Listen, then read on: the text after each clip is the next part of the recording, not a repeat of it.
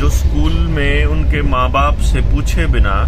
कोई दूसरे टीके लगा दिए स्कूल वालों ने और प्रशासन ने किसी ने मिलके,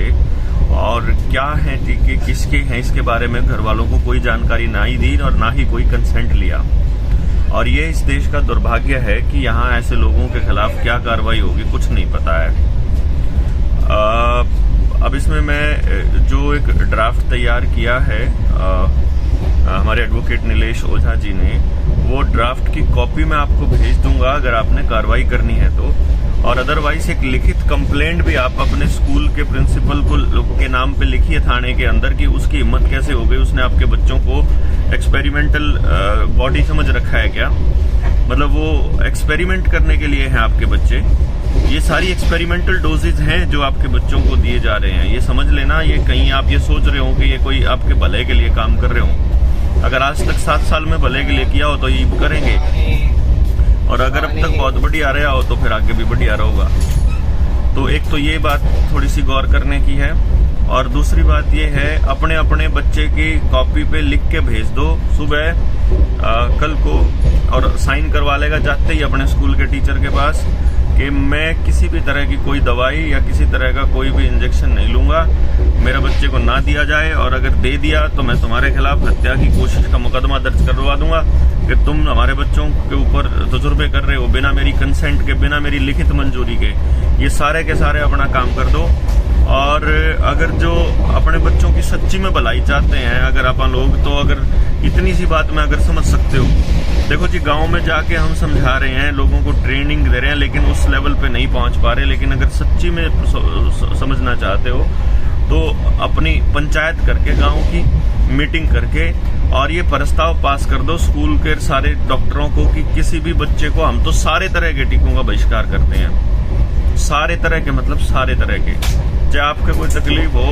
कोई बात हो, क्या एक अगर लेना हो तो उसकी पद्धति की बहुत सारी हैं। बुखार हो रहा है उसको उतारने के बहुत सारे तरीके हैं, और बीमारी उनके भी हैं,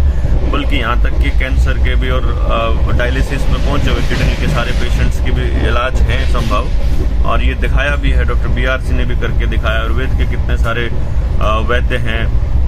और कितनी सारी पद्धतियां हैं, जो और भी पद्धतियां हैं, एक्यूप्रेशर है, एक्यूपंक्चर है,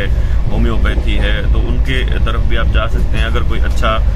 वैद्य डॉक्टर आपके पास है एक्सपीरियंस, और जो सच्ची में समाज कल्याण के लिए काम कर रहा हो, क्योंकि इनमें बहुत ज़्यादा पैसे खर्च नहीं होते हैं दवाइयाँ बनाने में। तो जो भी आदमी महंगा इलाज कर रहा है वो समझो वो डाकू है, वो चाहेगा कि आप बीमार रहो, परमानेंट बीमार रहो। तो इसलिए जो आदमी आपका आचार व्यवहार, आपके खान पान की तरफ ध्यान देने को बोलता है वो आपका परफेक्ट डॉक्टर है। जो आदमी आपको जिंदगी भर दवाई खाने के लिए बोलता है उसका मतलब वो चोर डाकू है। तो और जो बचपन से आपके बच्चों के ऊपर एक्सपेरिमेंट्स हो रहे हैं, इनसे बचने का एक ही तरीका है कि प्रस्ताव पास करके हरियाणा से इन न्यू वर्ल्ड ऑर्डर के जो एजेंट्स हैं इनको यहाँ से दफा करना पड़ेगा, और कोई रास्ता नहीं है। बाकी आप लोग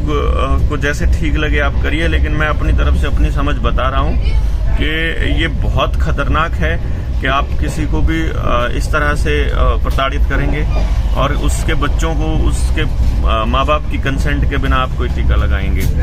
तो आप जिस प्रिंसिपल ने ये किया है, जिस स्कूल के मालिक ने ये किया है, उनके खिलाफ मुकदमे दर्ज करने पड़ेंगे